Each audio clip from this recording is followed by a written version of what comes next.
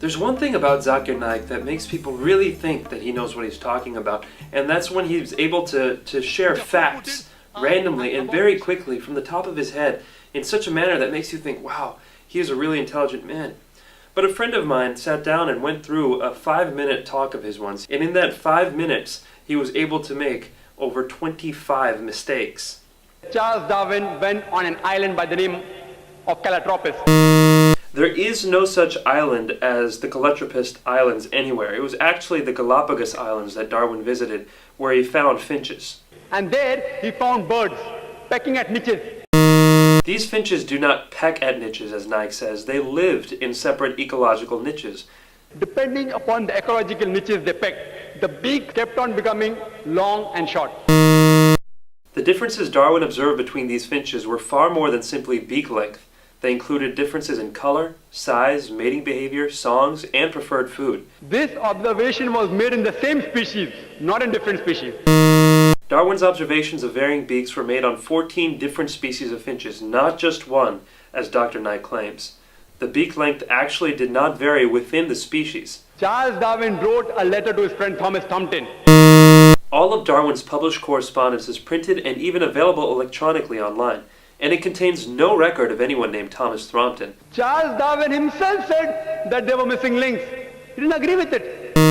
Darwin admitted that there were missing links, but that does not mean he disagreed with his own theory. He simply predicted where the missing links would be found. The reason is because that if you analyze the church was against science previously. The church was never against science. Almost all the great European scientists of Galileo's time, including Galileo, were devout Christians. People like Newton, Copernicus, Kepler, Boyle, Linnaeus, Pascal were all committed believers in the Bible. And you know the incidents that they sentenced Galileo to death.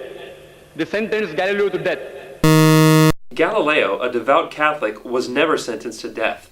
He was sentenced to life imprisonment on June 22, 1633, and then that sentence was commuted to house arrest.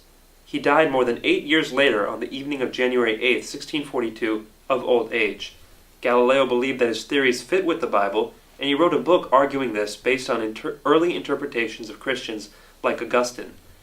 Naik goes on to make the same false statement 2 more times, but let's only count it as one factual error. So all the scientists, most of them, they support the theory because it went against the Bible, not because it was true. Actually, most scientists did not support Darwin's theory for many years, and most of these same scientists revered the Bible. Basically, this account by Dr. Naik is a total fabrication. All the sages, Lucy, there were 4 hominids. Everything Dr. Naik says here is wrong. There is no such word as hominites. He must mean hominids. Science tells us today there are 4 hominids. There are not a mere 4 hominids. There are at least 14. First is Lucy, along with its guide Australopithecus. There is no such hominid as Dasnopithecus. Lucy was an Australopithecus afarensis, which died about 3.5 million years, the Ice Age.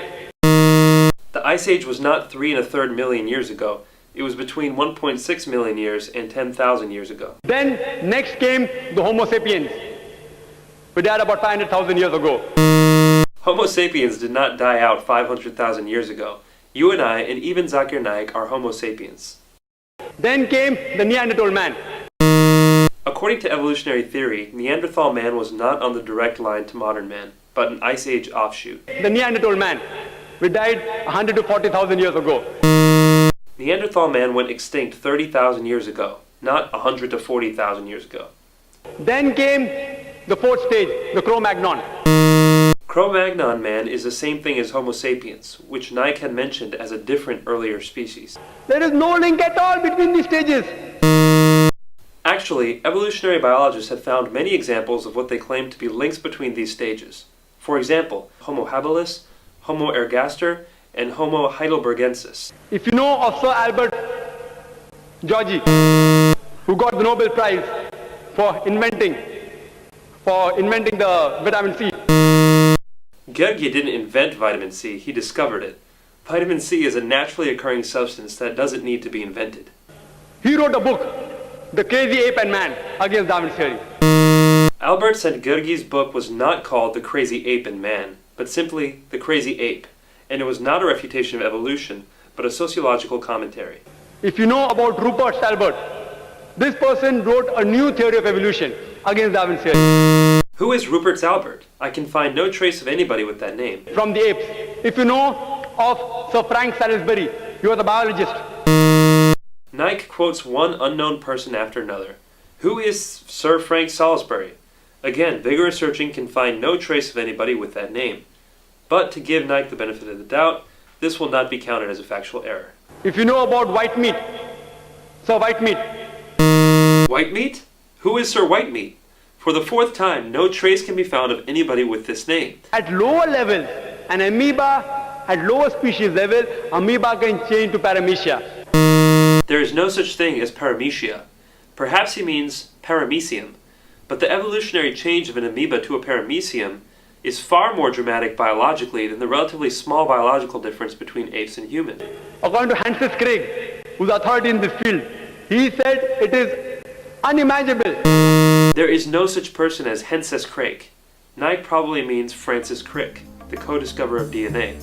Francis Crick believes fully in evolution.